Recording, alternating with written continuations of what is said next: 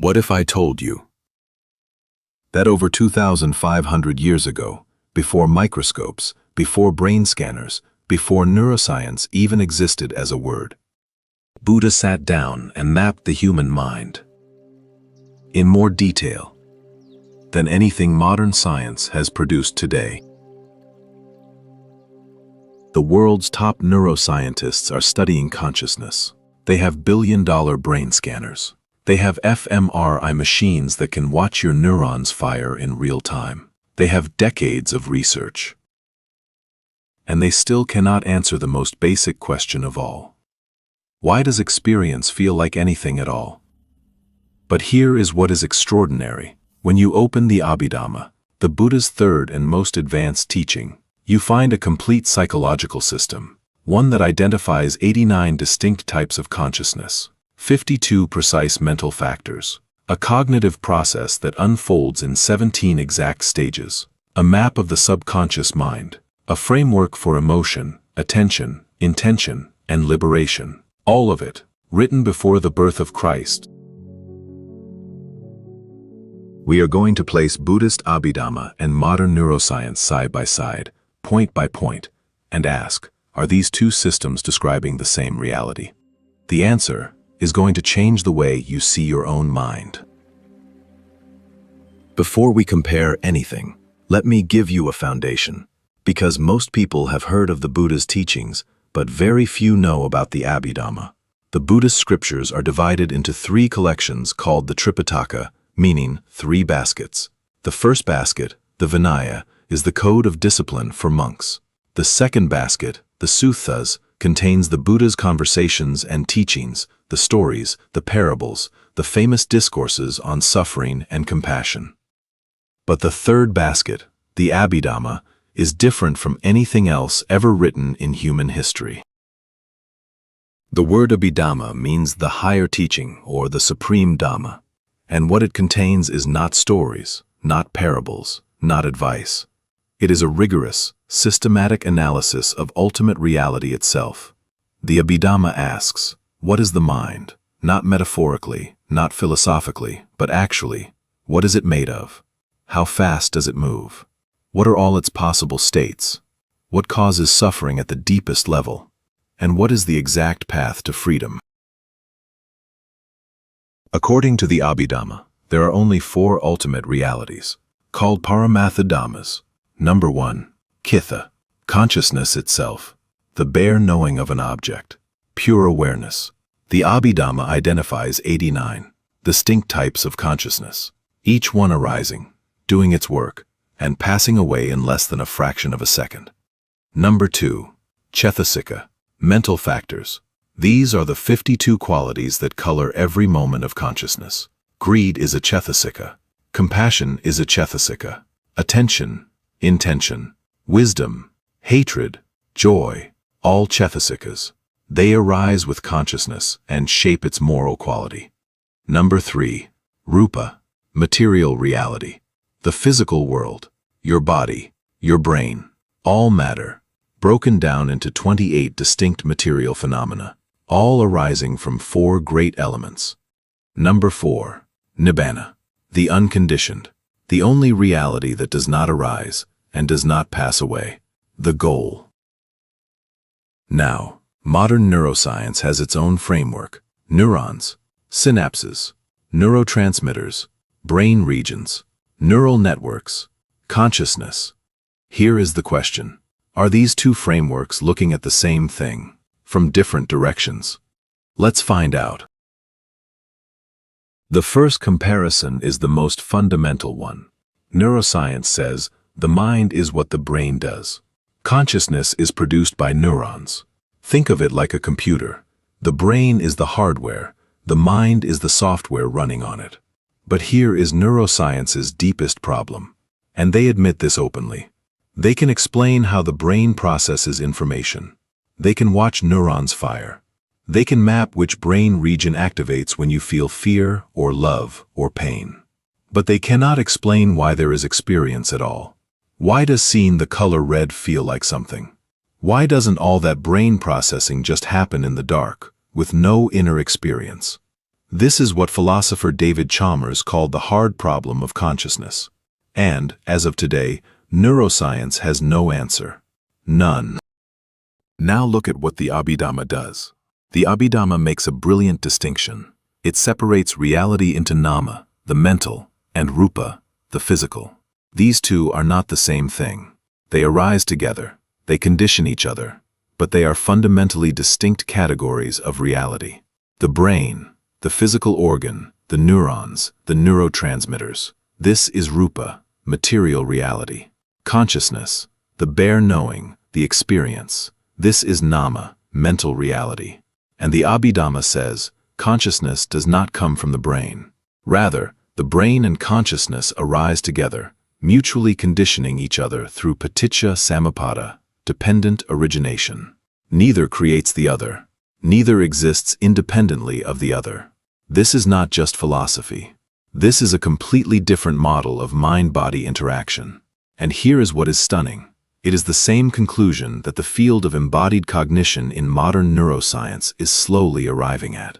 Recent research from 2025 in the journal Neuroscience and Biobehavioral Reviews describes the brain not as the producer of consciousness, but as part of a deeply interdependent brain-body environment system. Mutual conditioning, dependent arising. The Buddha described this 25 centuries ago. Now here is the practical value for your life.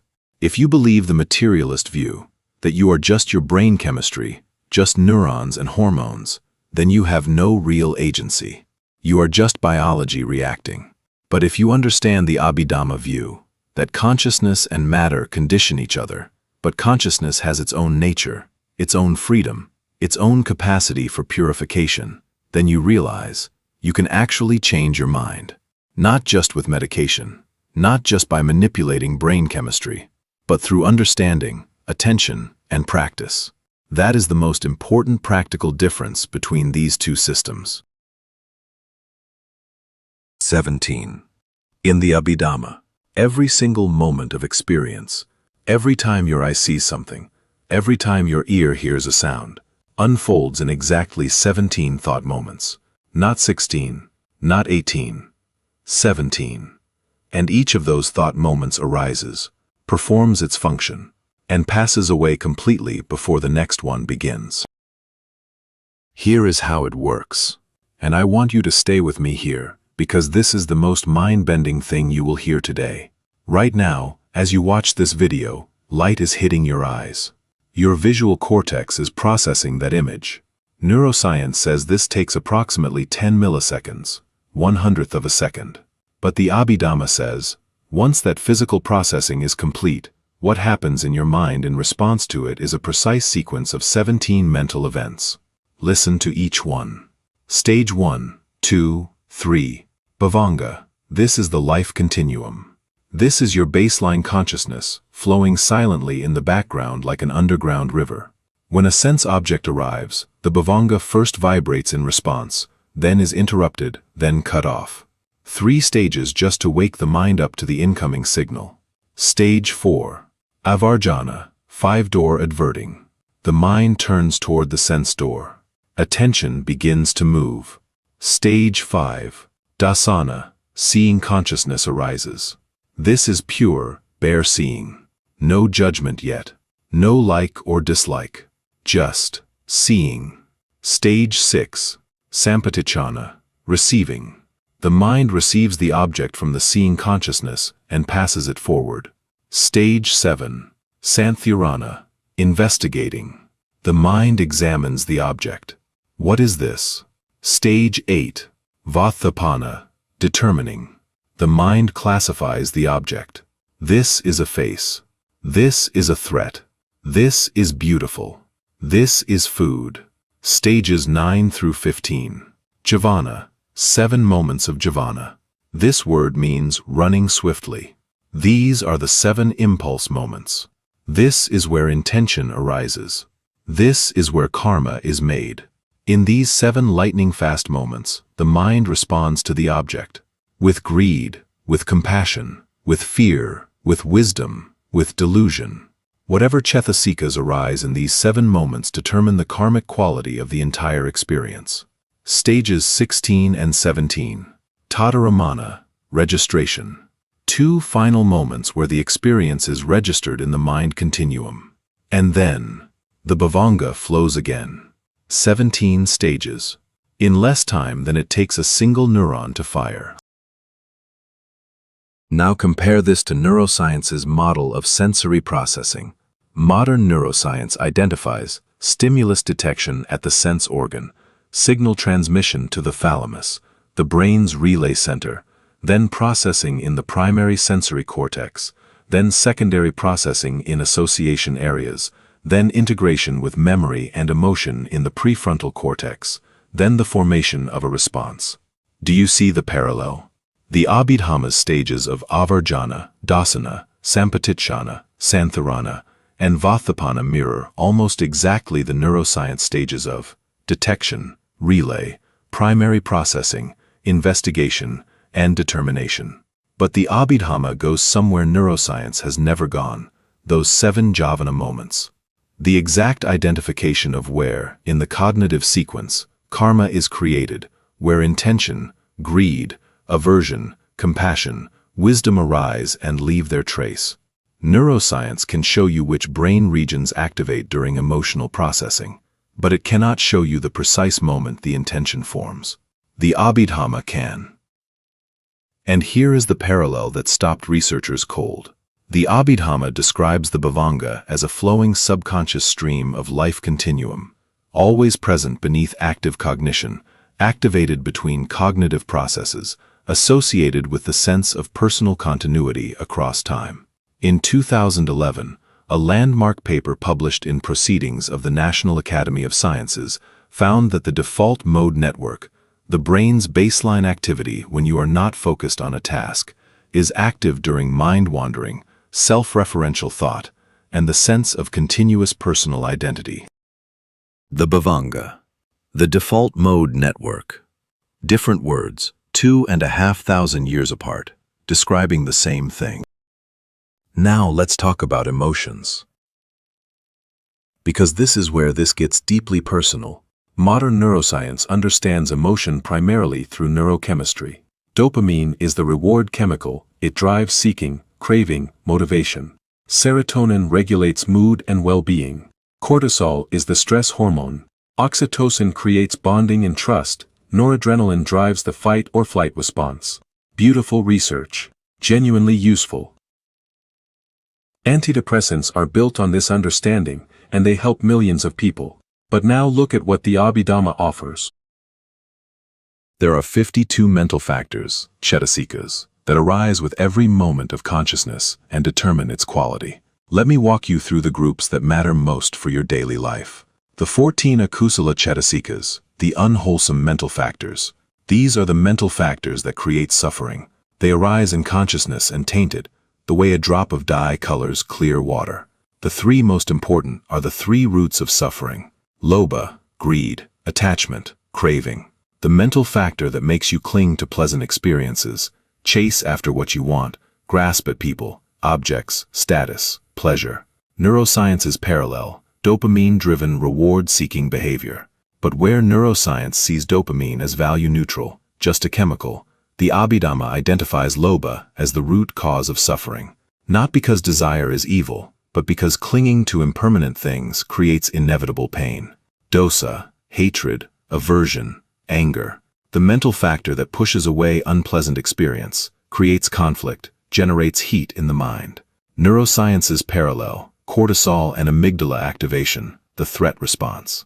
But again, neuroscience just describes the mechanism. The Abhidhamma tells you, this mental factor, when it arises, poisons the consciousness it appears in.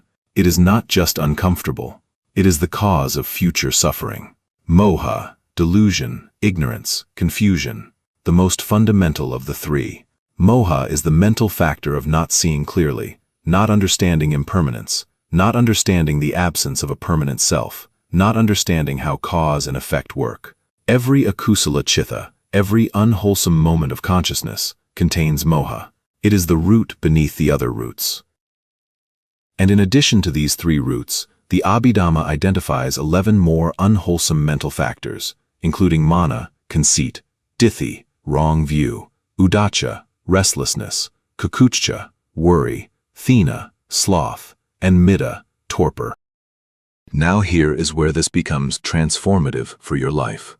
Neuroscience can show you that anxiety activates your amygdala and floods your system with cortisol. That is useful to know. But the Abhidhamma tells you exactly which mental factors are present when anxiety arises. Udacha, restlessness, kukucha, worry, michadiddhi, wrong view about the future, lobha, craving for things to be different from how they are. And because you know exactly what is present, you know exactly what to cultivate in its place. The 25 Sobhana Siddhasikas, the beautiful mental factors. These are the mental factors of a healthy, wholesome mind, the ones that create genuine well-being.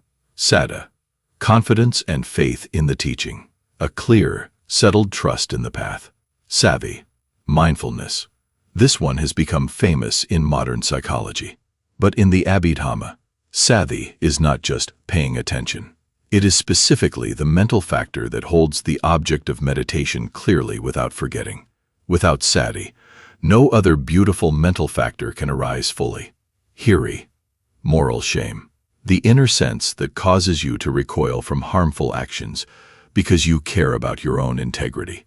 Different from guilt, this is inner dignity. Athapa, moral dread, the healthy concern for the consequences of harmful actions.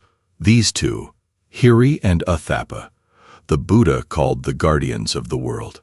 Alobha, non-greed, generosity, not just the absence of lobha, but an active, radiant quality of openness and giving. The Abhidhamma is parallel to oxytocin in neuroscience, but understood as a mental quality that can be deliberately cultivated. Adosa, non-hatred, loving kindness. This is metta, not just the absence of anger, but a warm, active quality of goodwill toward all beings, including oneself. Karuna, compassion, the trembling of the heart in response to suffering. Muditha, sympathetic joy, the ability to rejoice in the happiness of others. Neuroscience has very little to say about this one. The Abhidhamma dedicates an entire mental factor to it. Knana, wisdom, the mental factor that sees clearly. Impermanence, the absence of a fixed self, the nature of suffering and its end. Here is what this means for your daily life. Every moment you are alive, some combination of these 52 mental factors is present in your consciousness. Your mind right now, as you watch this video, contains some mixture of attention, intention, feeling, and various chetasikas, some wholesome, some possibly unwholesome. The Abhidhamma gives you a map, a precise, detailed, practical map. When you notice you are suffering, you can ask, which chetasikas are present? Is it lobha? Am I clinging? Is it dosa? Am I pushing away? Is it udacha? Is my mind restless and agitated? And then, knowing what is present, you can deliberately cultivate the opposite. Lobha, cultivate a lobha through generosity. Dosa, cultivate a dosa through metta meditation. Moha, cultivate pnana through study and insight practice. This is the most sophisticated emotional intelligence framework ever created, and it was available 2,500 years before the term emotional intelligence was coined. Now we come to the most scientifically validated section, because this is where modern research has actually begun to confirm what the Abhidhamma teaches. Let me give you the science first. In 2025, a major review published in Frontiers in Psychology confirmed that Buddhist meditation practices, specifically samatha, vipassana, and metta, produce distinct and measurable changes in brain function. They strengthen attentional networks, reduce activity in the default mode network, and reshape the brain's emotional regulation systems. A study published in the Proceedings of the National Academy of Sciences found that experienced meditators, people with 10,000 to 40,000 hours of practice, showed significantly deactivated default mode networks even during rest. Their minds were not defaulting to self-referential, wandering thought. They had changed their baseline. EEG studies of practitioners of jhana meditation, the deep absorption states described in the Abhidhamma, showed they could intentionally withdraw from default consciousness into an inward state of extreme stillness, producing distinctive gamma wave patterns unlike anything seen in ordinary waking consciousness or sleep. Now let me tell you what the Abhidhamma says about meditation. In the Abhidhamma, meditation is not relaxation. It is not stress management. It is the systematic, deliberate cultivation of wholesome cetasikas and the deliberate weakening and eventual elimination of unwholesome ones. The Abhidhamma describes a progression of consciousness states in meditation. Kamavachara kusala chithas, sense sphere wholesome consciousness. Your ordinary, daily wholesome mind states. These are strengthened through generosity, ethical conduct, and basic meditation practice. Jhana chitta, absorption consciousness. When through samatha meditation, the 5 hindrances, sensual desire, ill will, sloth and torpor, restlessness and worry, and doubt are temporarily suspended, the mind enters jhana. First jhana, second, third, fourth, each one progressively more refined, more still, more unified. The EEG results confirm. These are distinct, measurable states of consciousness unlike anything else in the neuroscience literature. Vipassana, insight, through the direct observation of chitta and cetasika arising and passing away, through seeing the 3 characteristics, anicca, impermanence, dukkha, suffering, and anatta, non-self, in the actual moment-to-moment flow of consciousness, the mind begins to see through the illusion of a permanent self. Lokuttara chittas, supramundane consciousness, the path and fruit chittas that arise at the moment of genuine insight. These are the consciousness types that permanently uproot defilements, not suppress them, not manage them, uproot them permanently at the root. Here is the difference that matters. Neuroscience can confirm that meditation changes the brain. It can measure the changes in connectivity, in thickness of the prefrontal cortex, in gamma wave patterns. But it has no concept, none, of what the Abhidhamma calls lokuttara chitta, no concept of permanent liberation from defilement, no concept of nibbana as a goal. Neuroscience can take you from anxious to calmer, from reactive to more mindful. The Abhidhamma points to something neuroscience hasn't mapped yet, the complete and permanent ending of suffering itself. I want to be honest with you. I am not saying neuroscience is wrong. It is not wrong. It is extraordinary. The ability to watch a living brain process experience in real time. That is one of the great achievements of human civilization. But neuroscience is a third-person science. It stands outside the mind and observes it from the outside, through instruments. The Abhidhamma is a first-person science. It maps the mind from inside the mind, through the instrument of a trained, disciplined, purified consciousness. And here is the deepest difference. Neuroscience has no ethical framework built into its map of the mind. Dopamine just means reward seeking. It does not tell you whether what you are seeking is good or harmful. Cortisol just means stress. It does not tell you what kind of stress leads to growth and what kind leads to destruction. The Abhidhamma's map is completely organized around a single axis, wholesome and unwholesome, kusala and akusala. Every chitta, every cetasika, every mental factor, every cognitive moment is classified. Does this move toward suffering or toward liberation? Does this create the conditions for more pain or for more freedom? This is not moralism. This is psychology of the deepest kind. It is saying there is a direction toward greater suffering and a direction toward less suffering, and you can learn, through practice, to tell the difference in real time. Neuroscientist and Buddhist teacher both agree on one thing. As a 2021 paper in Frontiers in Communications summarized, both neuroscience and Buddhism discover that our sense of a fixed, unified self is not what we think it is. Both traditions, through completely different methods, arrive at the same insight. What we call I is not a thing. It is a process, a rapidly changing, interdependent, moment-to-moment arising of mental events. The Buddha called this anatta, non-self. Neuroscience calls it the constructed self or the narrative self. Different words, same discovery, 2,500 years apart. Let me bring this home. We have covered a lot of ground today, so let me give you the essence of what we found. Both the Abhidhamma and neuroscience agree, the mind and body are deeply interdependent, not the same thing, but mutually conditioning. Both identify a baseline subconscious mind that flows beneath active cognition. Both map a sequential cognitive process from sensation to intention. Both confirm that meditation creates real, measurable changes in the mind and brain. And both arrive at the same revolutionary insight, that the self is not a fixed thing, but a process. Where they differ, the Abhidhamma maps consciousness from the inside, and its framework is organized entirely around the question of liberation from suffering. Neuroscience does not have that as its goal, and so it does not have that as its destination. The Buddha spent 45 years walking barefoot across northern India, teaching whoever would listen.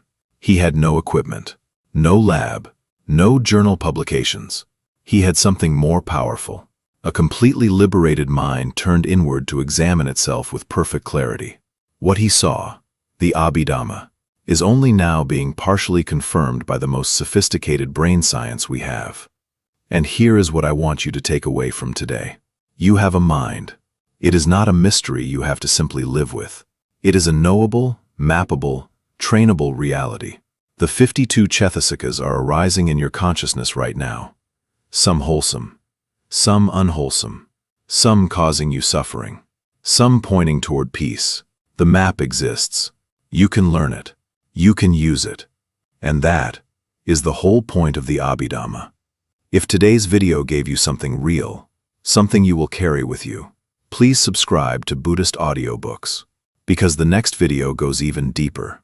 We are going to break down the 17 thought moments in detail, and I am going to show you exactly where, in your daily experience, you can actually see these stages happening in your own mind. That video could genuinely change how you meditate forever. And if you want to go deeper right now, I will leave a link in the description to our playlist on more videos about Buddhism. Start there if this is new to you. Thank you for your time. Thank you for your attention. May all beings be free from suffering. Sadhu, sadhu, sadhu.